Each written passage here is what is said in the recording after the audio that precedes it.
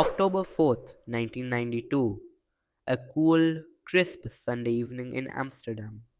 Schiphol Airport, a bustling hub of international commerce and travel, is winding down for the night.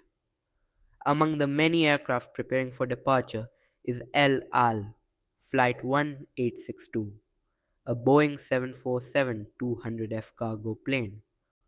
On board are four dedicated crew members: Captain Yitzhak Fuchs, a seasoned pilot with over 25 years of experience; First Officer Arnon Ohad, a highly skilled aviator; and Flight Engineer David Solomon, a meticulous and experienced professional. Also present is an off-duty El Al employee, Nina Peretz, who is flying as a passenger.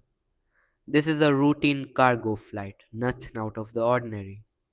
The aircraft itself, registered 4XAXG, is a workhorse of the skies, trusted to carry its valuable payload across continents.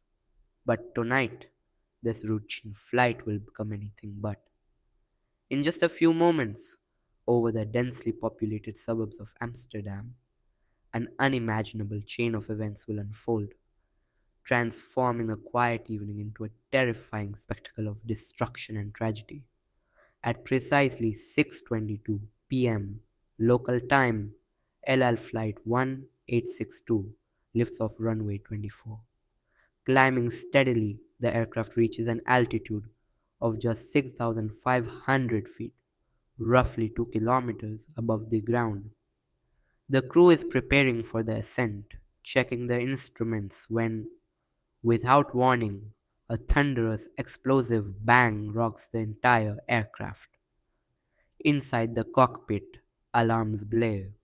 Warning lights illuminate the panel in a terrifying symphony of red. The pilots are immediately aware of a catastrophic event. But the true horror of this situation is witnessed by thousands of people on the ground. As onlookers gaze up, they see something impossible: flames erupting from the right wing, followed by a shocking sight. Engine number 3, the inboard engine on the right wing, tears itself free from its pylon. But the destruction doesn't end there. As engine 3 plummets, it collides with engine number 4, the outboard engine, ripping that one clean off the wing as well. Both engines on the right side of the aircraft, a quarter of its total propulsion, are now gone, plummeting towards the city below in a terrifying cascade of metal and fire. Inside the cockpit, the crew is grappling with an unfolding nightmare. Captain Fuchs shouts, "We've lost engine number 3 and number 4." The aircraft lurches violently to the right, threatening to roll upside down. First Officer O'Hart and Flight Engineer Solomon immediately begin their emergency procedures, attempting to secure the failed engines. But the list of failures quickly grows.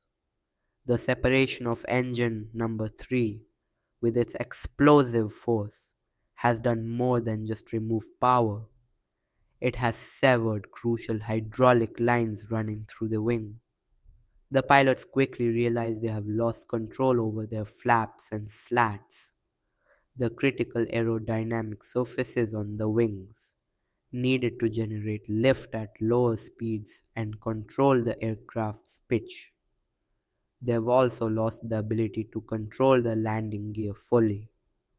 The plane is not just missing two engines, it is severely crippled, fighting for every inch of control. The pilots are fighting an almost impossible battle. With the two remaining engines on the left wing still operating, the thrust is asymmetrical, making the plane increasingly unstable. It wants to roll to the right, the side where the engines are missing, constantly threatening to spiral into an unrecoverable dive. Captain Fuchs and First Officer O'Had are wrestling with the controls, putting all their strength and skill into keeping the plane level, trying to counteract the powerful forces tearing it apart. They declare a mayday, alerting air traffic control to their dire situation. LL-1862, we have an emergency. Captain Fuchs states with remarkable composure. We have lost two engines, 3 and 4. We are returning to Schiphol. The pilots fought to return to Schiphol, but as they got closer, another terrifying reality set in. The damaged wing, missing two engines, was generating insufficient lift, and the plane's airspeed was dropping dangerously. The complex interplay of lost engines, damaged hydraulics, and sheer weight of the cargo plane was overwhelming, and the crew's heroic efforts were not enough. The captain made a final, desperate announcement. We are crashing at 6:35 p.m., just 13 minutes after takeoff. The aircraft, now completely out of control, slammed into the Groningen apartment complex in the Bijlmermeer neighborhood of Amsterdam. The impact was catastrophic. The heavy plane, carrying highly flammable jet fuel, exploded on impact, transforming a quiet Sunday evening into a scene of unimaginable devastation and chaos. The lives of the four crew members and many people on the ground were tragically cut short.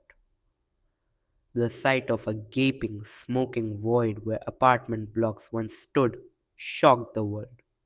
The question of how a modern Boeing 747 could simply lose two engines and crash in such a manner immediately arose.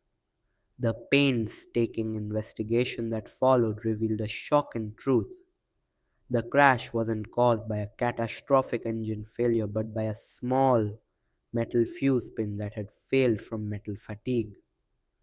This single point of failure led to a catastrophic chain reaction.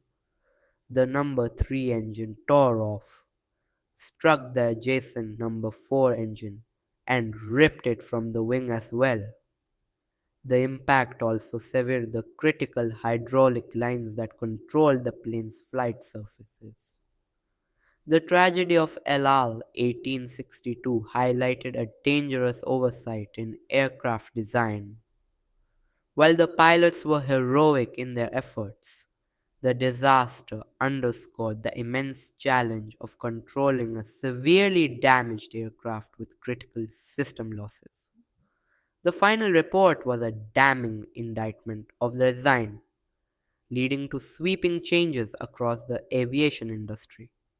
Boeing redesigned the fuse pins for the 747, and stricter inspection regimes were implemented worldwide to prevent similar failures, making the skies safer for future generations.